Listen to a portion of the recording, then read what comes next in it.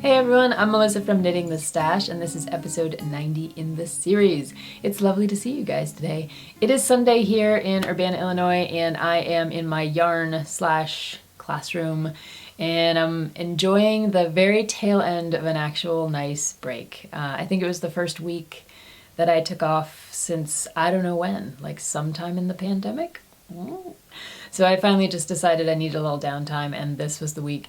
But of course, in my downtime, as you guys might suspect, those of you who have been watching the podcast for quite a while now, you might suspect that in my downtime, I just get all the other stuff done, and that's actually what happened. But for me, that's really awesome because it made me, like, knitting and crafting and all of this kind of stuff that I do through the podcast and through, like, my knitting and whatnot, it gives me a sense of closure and like progress that I don't always get in my day job, which is as an academic working at a university. I get that through teaching. There's like, you plan the class, you execute the class, you come back from the class and think about it. That's closure. But I'm also in the middle of like writing books and articles, and that stuff takes years. So it's really nice to just kind of like have some finite projects that I was working on this week.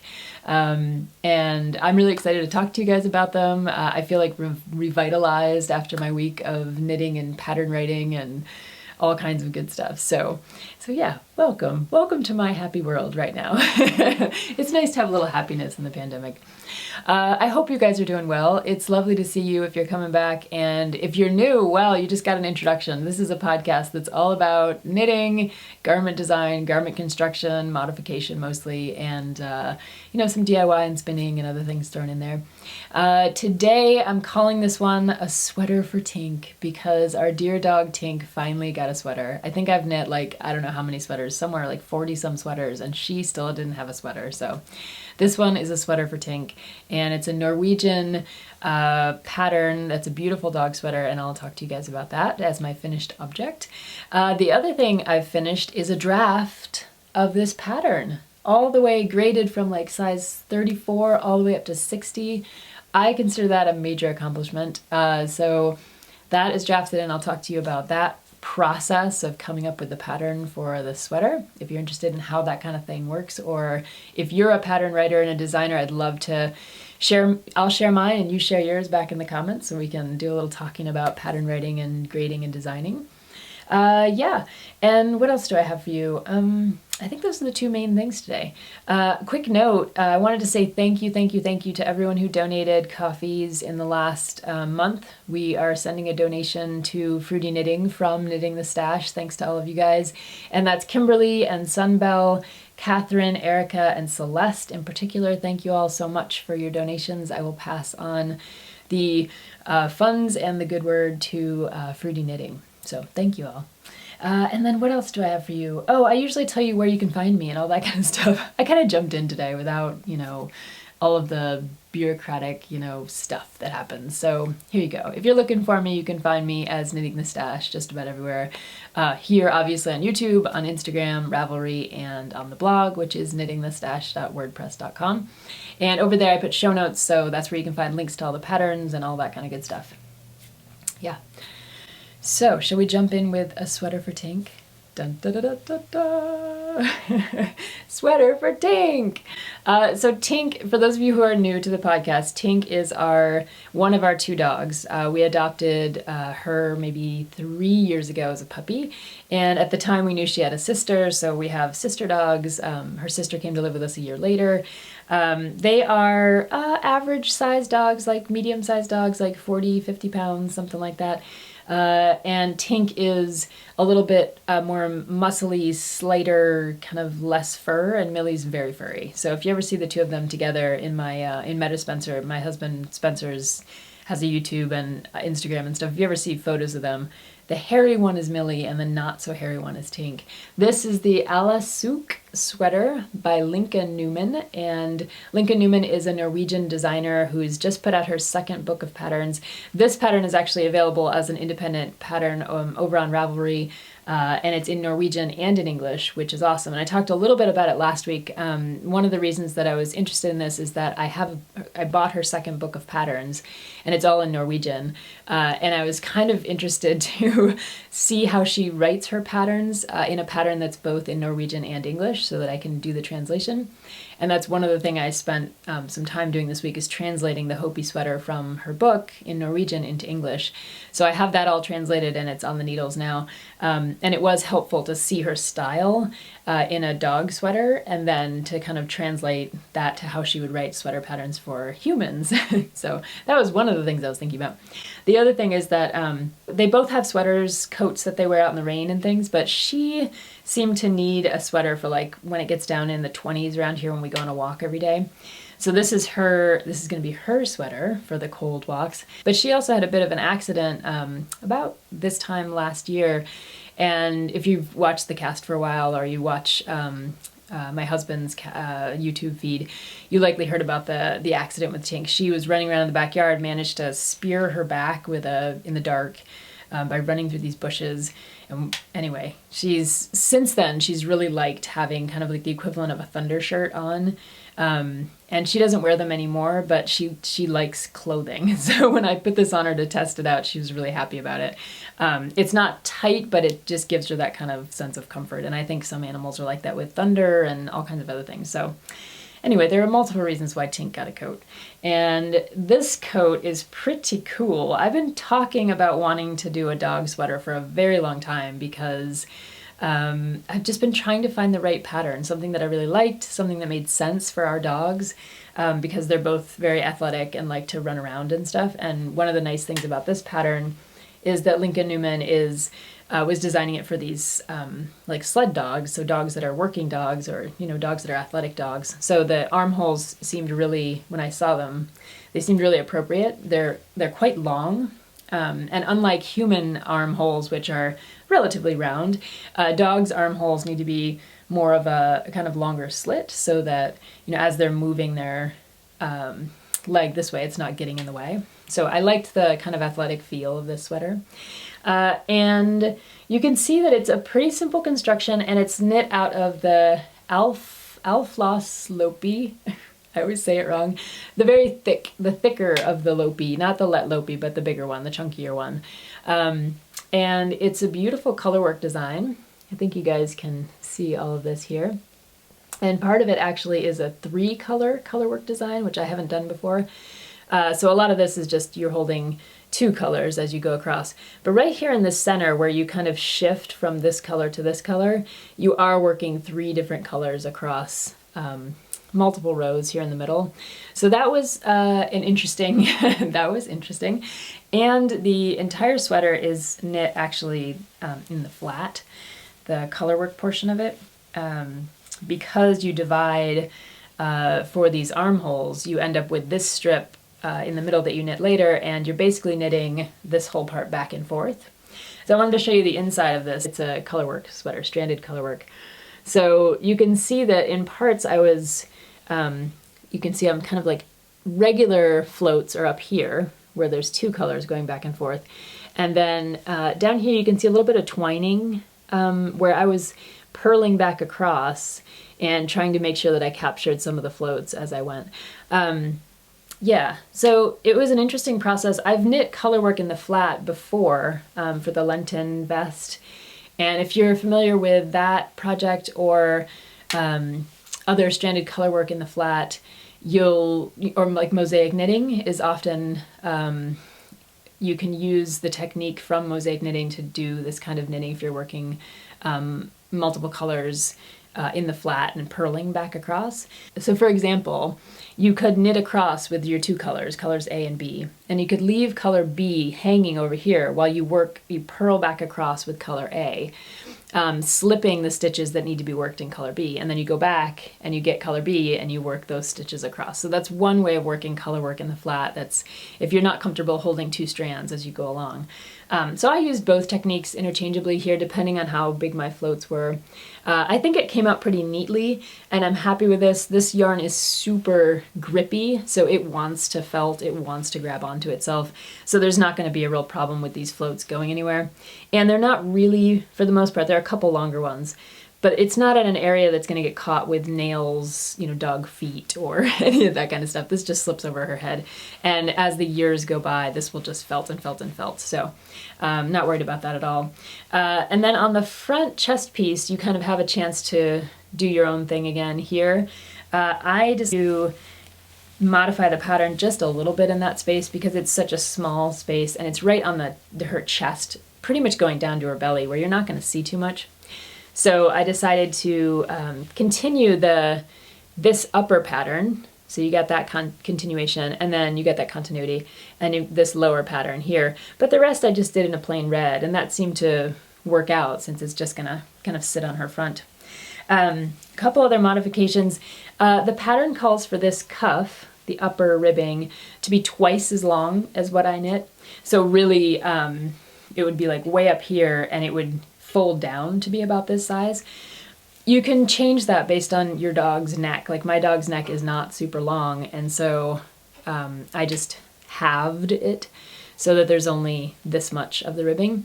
The real purpose of the ribbing is to kind of hold this sweater on their body, like it serves as an anchor point, so that when you do the increases around here to increase up to the chest girth or, you know, circumference, this is small enough that it kind of holds the sweater up on the dog's body. So that's all good to know, and those were all good modifications, I think. Like I said, I really like the leg holes. They're nice and long, and you can kind of modify this as you're knitting down. You can decide how long you want these to be. The pattern calls for, I think, 22 centimeters. And I ended up going about 22 centimeters. And then this ribbing really is amazing. You know ribbing, it just adds an amazing kind of stretch to knitwear. So this is really comfortable for her when she puts it on, and she has a lot of range of motion there. And then you can kind of decide how long you want this to be. Obviously, if you have a boy dog, you don't want this part to be too long because the dog will end up peeing on the sweater. Let's be honest about it. But she's a girl dog, so it can go a little bit longer. And then basically once you've started working around again, you're going to start working in the flat. Once you bind off some stitches here and you work some decreases along each side to create this kind of cover for their backside or their right up to their tail, basically.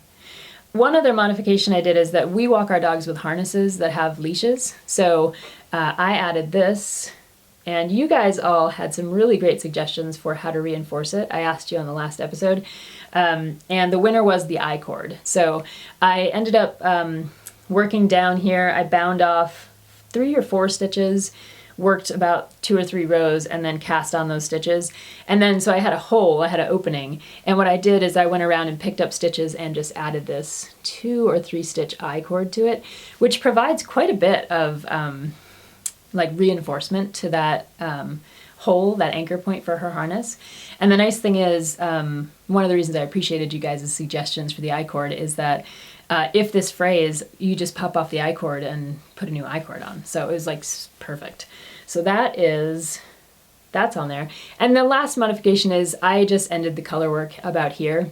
It's supposed to go on a little bit. It's supposed to have some drips and drops, like some really pretty speckly kind of continuation. And I knew I needed to put this on, I knew I needed to join up for the front, and I knew all of that would be a little bit easier if I were just working in the gray. And this seemed like a natural kind of stopping point for the color work. I've gotten many compliments on this color work. I really absolutely love this. These are the colors from the original design, all except for this main color, which was out of stock. So I ended up with like, I think this is light ash as opposed to the color that's called for in the pattern. But this color work is really gorgeous, and it's the same color work. She has a sweater, a human sweater, with the same color work. So if you really love this and you wanted to, you know, knit your own sweater, which would look a lot like this, you could absolutely do it. And this is a really quick knit because this Lopi yarn is just nice and thick and chunky and goes really, really quickly. Once I finished this, Spencer looked at me and said, you know, Millie needs one too. I was like, Millie's furry, she's good. But yeah, he's right. So I'm knitting Millie one as well with the leftovers from this. And I actually ordered an extra ball of both the white and the green that's in here because her sweater is green and white. Her sweater is a little bit more playful than this, a little less kind of like color work like this and a little more, just a little more playful. I'll show it to you in the next episode. But right now I'm waiting for the yarn, so I have to be very patient about Millie's sweater. Yeah, so this is the Alasuq sweater by Lincoln Newman, and it is a great puppy sweater. I can't wait for the doggies to get out there and wear them and be styling as we go for our walks every morning, especially now. We're almost to December and it's starting to get to be the 20s in the morning, so it's kind of perfect timing for the dog sweaters, I think. So in the next segment here, I want to talk a little bit about pattern writing. And I've covered pattern writing a little bit in the Better Sweater series, which is a series of, I think, 5 videos that I did a couple years ago. So if you're interested in thinking about that design process through the Better Sweater series, you can go catch up on those videos. But in this case, I wanted to talk to you about how I translate the knitting itself to pattern form. And last week, the last episode, I talked to you guys a little bit about grading, and that's part of this, but it's not the whole, that's not the whole thing. So I thought I'd spend a little time talking about that and my process. And like I said, I'd be really curious to know, those of you who are designers and tech editors and pattern graders, if you have suggestions or you have ideas or you'd like to just throw out how your process works, I think it would be really cool to learn from each other. So I'll also throw up a thread over on our Ravelry group so that people can post there. So for me, I've heard a lot about different pattern writing techniques, and there are a couple excellent books on the market. Kate Atherley has a pattern writing book, and I basically would go sit at the library when I first started knitting and just read all the books. And there were great books about modification and pattern writing and really the technical details of how things work. Since then, I've also been working with some designers for test knits and sample knitting and other things like that, and modification, obviously. So I really tend to get into a pattern. Like, I read a pattern and I dissect it and kind of think about how it's working and why it's working and what's going on.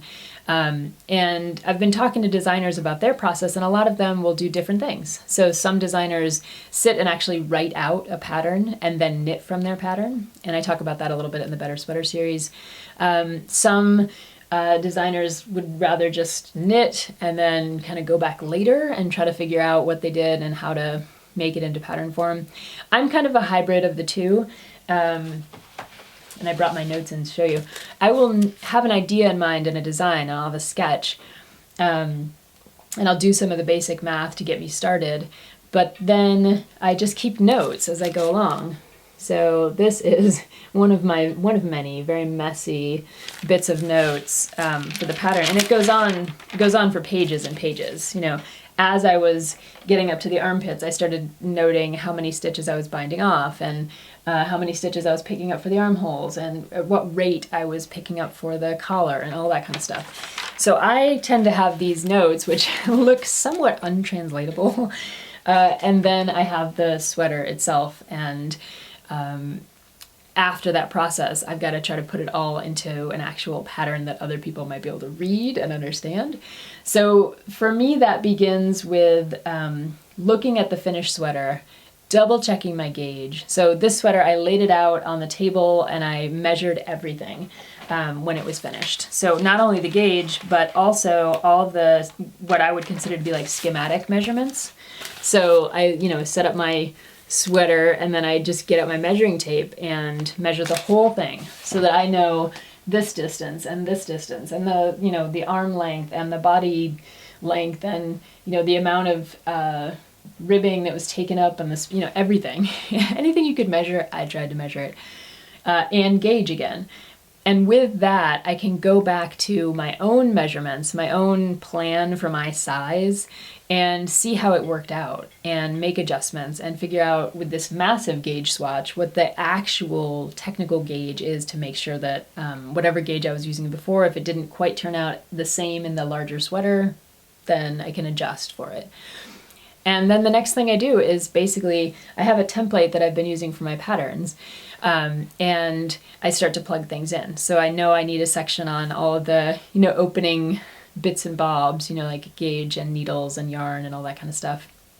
And then I just write up the pattern based on the size that I knit. So for me, this ended up being a size 36, and I'm a size 34, so it's that if you see me in the sweater, and I'll put up some pictures here, you can see that I'm wearing it with about 2 inches of ease, and that seems good. It fits really nicely.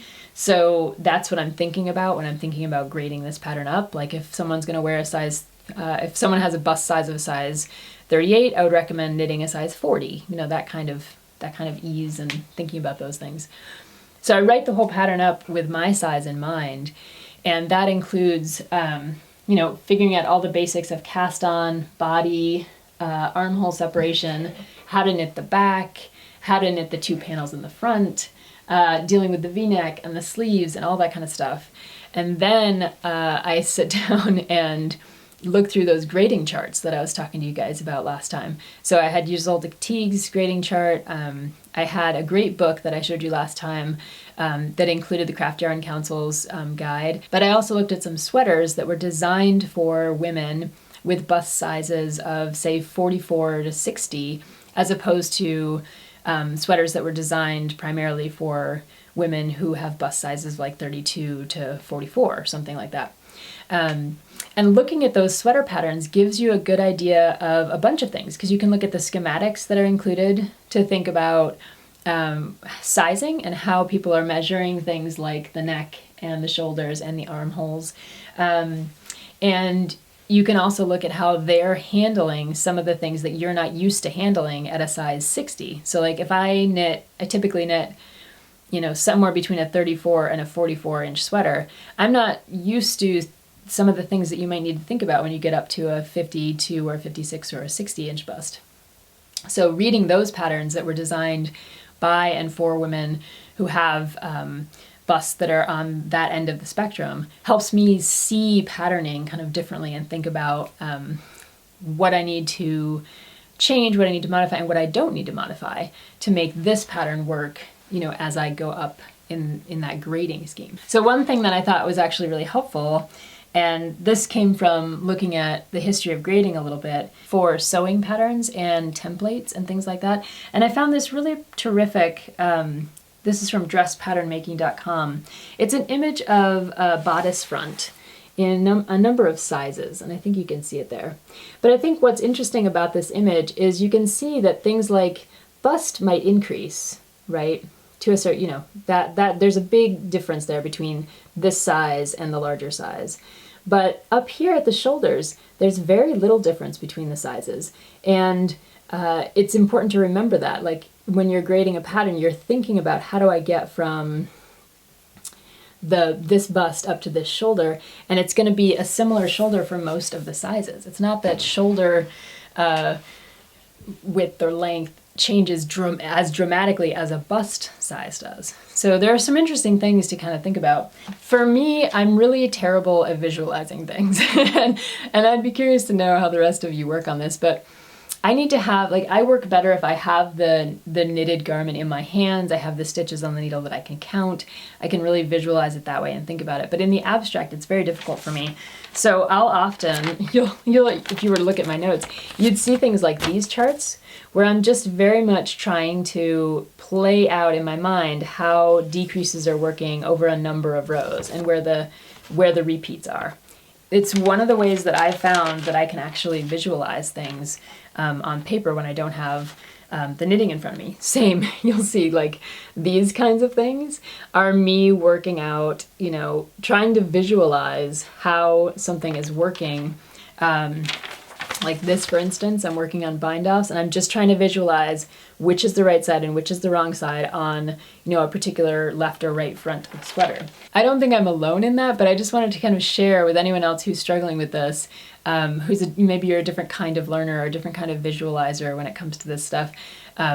You're not alone. Like I really need to draw things out to be able to think about them and get a sense of where things go. So as I'm trying to grade up in sizes, I'm trying to think about, I'm trying to look at my size and remember what I did and how I did and why I did it. And I need to draw it out often to then get to a bigger size.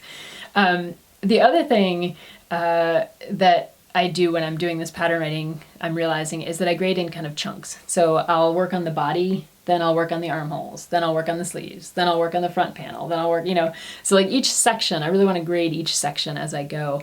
And what that means, I think, is that you need to have a good sense in your mind of the measurements that you're going for all along, because you don't want to grade for one set of measurements down here and then change your mind and grade for a different set of measurements for the sleeve or for the front panel. So you need to have that schematic set out ahead of time.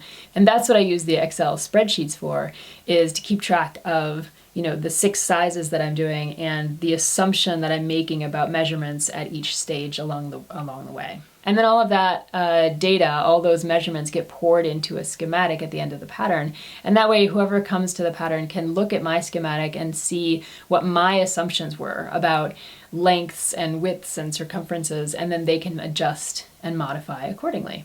So my hope is that this pattern will end up being one that you guys can modify and that I can use from a modification class, which I'm hoping to find another chunk of time over winter break to put that class together and just put it up on YouTube probably. And that way we can talk about modification of this sweater in particular and all the different places that you can modify it. And as I was writing up the pattern, I was trying to note different places where, you know, where my thinking is going and where you could use my thinking to change over to your thinking so that you could modify it in certain kinds of ways. So right now, this is going to go to the tech editor. I found a really cool tech editor who I think is going to work out for next week.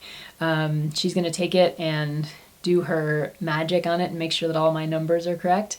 And then I need some test knitters. So this is your call. If you're interested in this sweater, it has 6 different sizes from 34 to 60. And what I'd like to do is have 2 test knitters ideally at each size. So if you're interested, please send me an email at knittingthestash@gmail.com, or I'll set up a Ravelry thread and you can message me that way. But basically send me your portfolio, like send me a link to your Ravelry project so I can see what you are up to, and let me know which size you're interested in. Obviously I won't be able to take everyone on as a test knitter, but I will try to take on as many as possible. And I'm really excited to see how this turns out in terms of you guys' own versions of it. So I think that'll be a fun process. It'll probably get started in a couple of weeks, and then we don't have an end date yet to try to finish our test knitting, but you know, maybe a month and a half, something like that. So sometime in the new year, I'll be able to roll out the pattern once you guys have test knit it, and yeah, that should be kind of fun. So I've done this process once before with the Better Sweater series, and I've done it before with a couple of other smaller accessory patterns, but I'm always really excited to do it with a garment. I think that's super fun. And for me, the grading process and learning about body shaping and design, like thinking about how to write out instructions for multiple sizes, has been an incredible experience and very empowering, and something that I would really suggest other people take on. Like, you don't have to break out your Excel spreadsheets to do this. I do it all by hand. I just sit there with a calculator. I have an Excel spreadsheet with my, you know, measurements, but I'm doing all the math by hand. I find that it actually helps me understand sweater construction better, to think about how and why things need to happen when. And yeah, so don't be afraid of it. Try it. It can be really empowering, and I think it's a really good step along the way of learning about garments and about size inclusivity and all that kind of wonderful stuff. So yeah, I think it's just been a really wonderful process, and I'm looking forward to seeing what happens with the tech editor and then the test knitting. And the other thing I'm thinking about doing, aside from using this for the modification class, is I'd love to do another version of it in a DK weight so that it's even more accessible. Right now, to knit a sweater in a fingering weight yarn, I understand that can be a little bit much. And I think a DK weight version of this would be really cool. I also think a more unisex version of it would be cool, or basically just grading it for men's measurements, because I think this could look really great on guys as well as women. And I think coming up with a couple different neckline options might be cool, and just grading it for different men's sizes would also be really helpful. So there's a lot on the horizon here that I'm thinking about, and I'd love to know your thoughts, ideas, comments, all that kind of stuff. Please leave notes here in the YouTube video and over on Ravelry, and I will get back to you as soon as I can. Yeah, so I think that's it for today.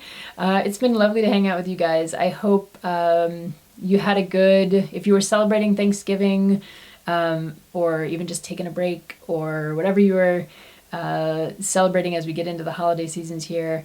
I hope it was good. I hope it was relaxing. And I wish you well until I see you in a couple of weeks. So take care. Happy knitting. Bye-bye.